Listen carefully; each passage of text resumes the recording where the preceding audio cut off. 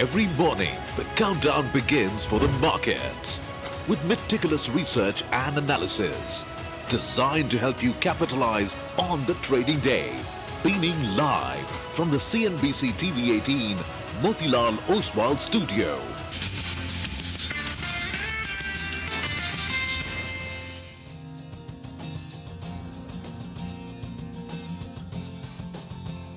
Good morning. You're with us here on a fresh new edition of Bazaar Morning Call. Wednesday morning, we're coming to you live from the CNBC TV18 Motilal Oswal studios. I'm Prashant. With me, my colleagues Nigel and Surabhi. Guys, good morning. Hi. Good morning. Prashant, all hopes on you. Yesterday, the amount of news flow from the US market, Trump speaking, Lutnick speaking, I think everybody was speaking. At some point, there was obviously the Besant commentary as well. I gave up. But I think at the end of it all, it's good news, right? So that's what matters. So, bolte hain, Saransh kya hai? Saransh is all one thing, which is that India is first in line to get a deal. Deal ho rahi hai. That's the one thing. So that's good By the news. way, they were all speaking because Trump has completed 100 days. Indeed. Yeah. So it's 100 days of Trump, and I think...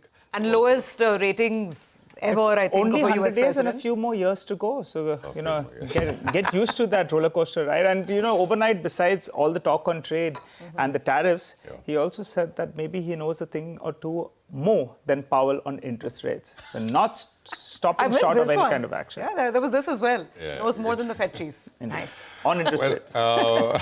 Let's just quickly take it from the top then in terms of what you need to know as we begin a fresh new trading session. So I'll just sort of quickly wrap up all the comments which came through from the Commerce Secretary, the Treasury Secretary, and of course the President himself on the India-US bit, right? So President Trump said that trade talks with India were, and I quote, coming along great.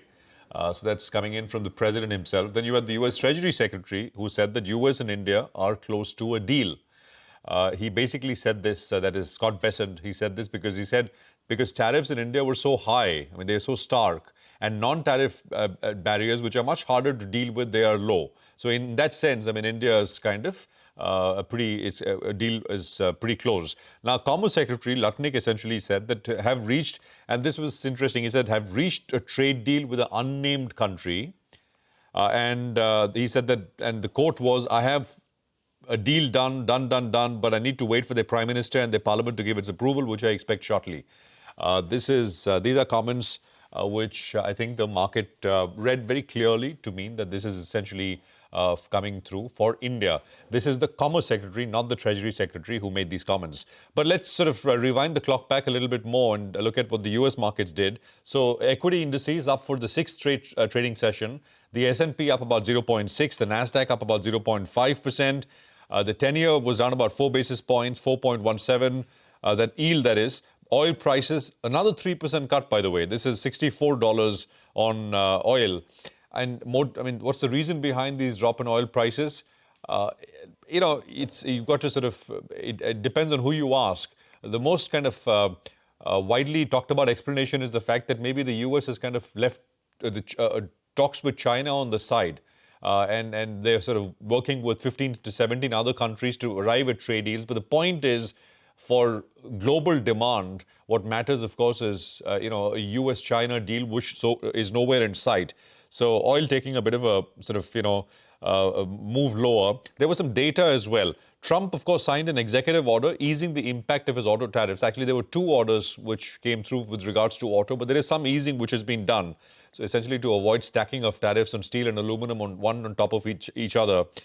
So in terms of data, Joel's job openings is unexpectedly missed expectations. The April consumer confidence dropped to its lowest level since the COVID-19 pandemic.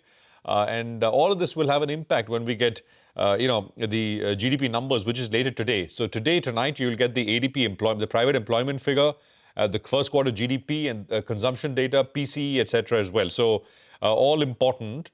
But I think, will all of this really show the impact of tariffs, etc.? Because this is slightly all backward looking. So will be the jobs data, which we will get on Friday. And that is the reason why the PMI numbers are being watched more than anything else. Big earnings later today, you have Microsoft and Meta, which will report numbers. And I think we'll need to watch those as well. So, yesterday the market here, just to come to levels, ended absolutely flat. We've had a pretty good run. Monday was super strong. Yesterday was flattish, although mid and small caps did better than Nifty and Bank Nifty. So the levels don't really change. The upside level is still the 61.8% retracement of the entire fall, 24,546. Support comes in at about 23,850. The Nifty Bank upside level is the same range which we've been putting out for the last few days, 56.98 to 56.631. And the downside level is Friday's low, 54,176 is an important downside level. GIFT Nifty will come up on your screen. Should give you a quick sense of how we're likely to start. About 90 points lower on the GIFT Nifty. Remember, a lot of what we heard with regards to US-India, I mean, I didn't find anything really new except to maybe, hammer in the point of urgency that, the fact that we have a deal with an unnamed country seems to suggest that, well, something is done, at least a MOU, the contours, the framework deal is done. The actual nitty-gritties of the deal, I think that may still take time, as I think we've discussed many times in the past. Should we? Yeah, absolutely. I mean, for what it's worth, there's a deal happening, but what those specific tariff lines are going to be and how much lower than 26% will the eventual numbers be, that we need to see. Anyway, markets across Asia, lots and lots of domestic news flow as well as lots of news flow across Asia. Markets in the region are a little somber, very range bound. We're not seeing outsized gains, flip-flopping around the flat line today, a little bit of red, a little bit of green out here. And the reason for the caution is twofold. One is that the Bank of Japan has started its policy meeting. It's a two-day meeting which is kickstarted today. The street expects no change at least in the interest rates. They will be left unchanged at 0.5%. That's the basic assumption. But let's see if the BOJ has something in store given the uncertainty around trade. Japan, by the way, is the other country apart from India. So Japan, India and South Korea are seen as the first in line to get that deal with the US. There's data out of China as well, and that data is telling us that this whole trade conflict is indeed beginning to bite. Because look at that number, the manufacturing inputs from China not looking too good. Manufacturing activity, this is the official PMI, the Chinese official PMI that's come in. It has slipped into contraction territory. 49 is the reading for April. The expectation was around 49.8, so it's a little lower than expected. That's on the manufacturing side. Now let's come to the Indian market. What we have seen is actually a very, very good April, given all the ferocious headlines, the volatility. 5% up, that's the Nifty in the last 1 month or so. However, now in the last 1 or 2 sessions, what we're seeing is that the Nifty is getting into a bit of a congestion patch. Even yesterday, we had good cues coming through, strong institutional flows, but it's unable to really take out this zone of 24,400 decisively. That's become a bit of a congestion patch. Yesterday's flows numbers are on your screen, and they look pretty good once again. FII is buying in almost 2,400 crores in the cash market, about 1,400 crores coming in from the domestic institutions, so no problems there. So let's see if the Nifty can punch through this slight resistance level or not. Now let's come to the news flow, and there is tons of it domestically. Just some thoughts on the table. Bajaj Finance, of course, we'll analyze the numbers, which look pretty okay, quite stable. More importantly, there is a stock split and there is a bonus issue. Stock split is for every 1 share. Now you'll have 2 shares of Bajaj Finance. So that usually perks up retail demand. And there's a bonus issue, 4 shares for every 1 share is held. So watch out for this. SBI is looking at raising equity capital after quite some time. There's a board meeting on the 3rd of May, and they're looking to raise equity via either an FPO, rights issue, etc., or even a QIP. That's in focus. And IndusInd Bank is going to be a watch point. Now, Mr. Katpalia has resigned. You can argue that's fine. That was coming. It was always known. But when we spoke to Mr. Katpalia in the on-air interactions earlier, he had indicated that he will sort of, see the bank through this period and then, complete his term. That's not happened. The resignation is immediate. And he says, and I quote, if we have the quote, we should have actually put that up. I take moral responsibility for various acts of commission and omission. That's what he is saying.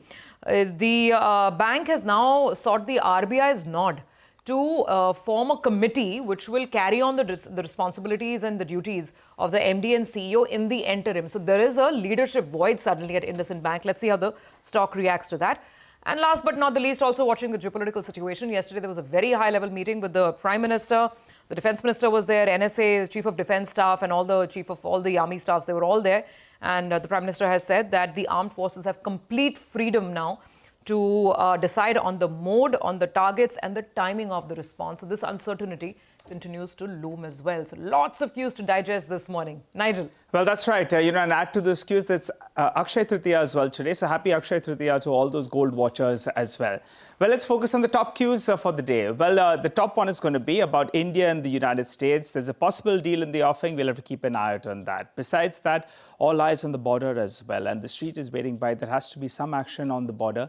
And that could play out in the next few days. So that's why there are select participants in the market that have raised some cash for this event, because normally you get a knee-jerk reaction and then in fact the market moves on. So that's the second point.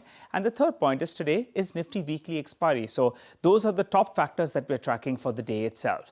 Well, moving to what the FIs did in yesterday's trading session, they're adding more longs than shorts, and that's precisely what played out yesterday as well. So you have the short positioning that's added around 56%. That's at a multi-month low. Even if you look at it in absolute terms, the net short positions at around 20,000 contracts ballpark, well, that's at a multi-month low out there. Even the client positioning has moved into the net short positions by close to around 20,000 contracts or thereabouts. Well, moving to what went on yesterday, besides the cash market action, there appears there was some unwinding of positions on the Nifty Bank. We've been making this point that the RSI, which is one of those crucial indicators that you track, relative strength index, that has been holding around that 70-odd mark. It cooled off a little bit, but it's still at around that 70-odd mark, which technically suggests that it was a bit of an overbought zone. So there was some unwinding of longs on the Nifty Bank in trade yesterday.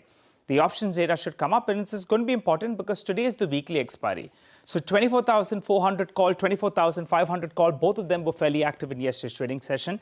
But on the downside, you have this 24,300 put that added a good amount of open interest, and the premium was around 50 rupees or thereabouts. So that brings us to the levels. Now, the last few trading sessions, numerous times you have gone to 24,350 to around this 24,450. Last 5 sessions, we have continuously been going to that range, and in fact, that range has been getting rejected. So this becomes a crucial resistance then. 24,450, 24,500. The bears, they want to defend this mark. On the downside, going by the options data, we're going to be starting off closer to this mark. But that should be the level that you want to defend on the closing basis. 24,200, and you do want the index, the Nifty, to trade below that mark for a longer period of time during the course of the day. Otherwise, the bulls will see some kind of unwinding of position. So we'll keep an eye out on that. The Nifty Bank, for the last many trading sessions, I've been making this point, 56,000 mark.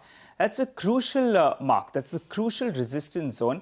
And just look at it. In the last few days, quite a few times we visited that mark, but we're unable to conquer that mark on a closing basis. So this is the important mark that the bulls will be tracking very closely. For starters, we start off in the red, but we're going to be starting closer to around the 24,200 odd mark. On a closing basis, you'll want to defend this mark. Well, a lot to do and a lot to track in terms of specific stocks, in terms of the broader market, and we'll continue to do that. Nigel, thanks very much for that. So let's just play out some of those sound bites, right? Trump, with regards to what he said, Scott Bessent, the U.S. Treasury Secretary, and of course, Commerce Secretary Howard Lutnick as well. Listen in. India's coming along great. I think we'll have a deal with India. The Prime Minister, as you know, was here 3 weeks ago, and they want to make a deal. We'll see what happens. India, in a funny way, is easier to negotiate with than many other countries because they have very high tariffs and lots of tariffs.